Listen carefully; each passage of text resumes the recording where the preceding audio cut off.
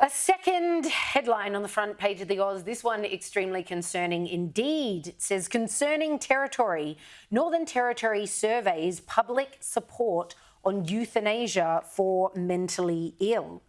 Northern Territory Labor is surveying whether there is public support for allowing people to access euthanasia because they are suffering from a mental illness, prompting concerns the government was considering offering vulnerable patients death instead of the support they need. Well, I would argue that that's what you're doing to everyone that you offer assisted suicide to, but you cloak it in cases of, oh, this is compassion, this is mercy, this is dying with dignity, and so you get away with it. But now I'm glad that someone's grown a conscience about preying on vulnerable people, this time mentally vulnerable, mentally ill people. We saw this pushed over recently in Canada. They actually had a bill up. It was going to go through until it was quashed. Thank goodness. Well, they've only delayed it, haven't they?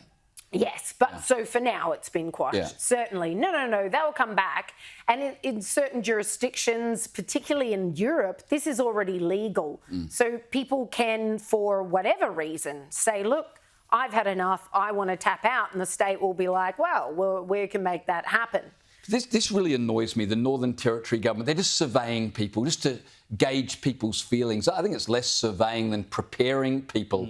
Why would you bother asking the population, do you reckon we should allow euthanasia for mentally ill people? Or another question they're asking is, a person should be over 18 to access voluntary assisted dying. Do you agree with that or not? So clearly they're running these things up the flagpole. It'd be interesting if these suggestions are overwhelmingly rejected, whether the government would report the results or not. And of course the age one harks back to the ACT, where the plan is to give people under the age of 18 the ability to... Or to revisit that question. Yeah, indeed. Yeah. And what you're talking about here is, if you went in, you got some mental health issue, you go into the doctor and you say, look, I'm feeling depressed, I'm really not sure I want to be on this world anymore, and the doctor says to you, thought about dying?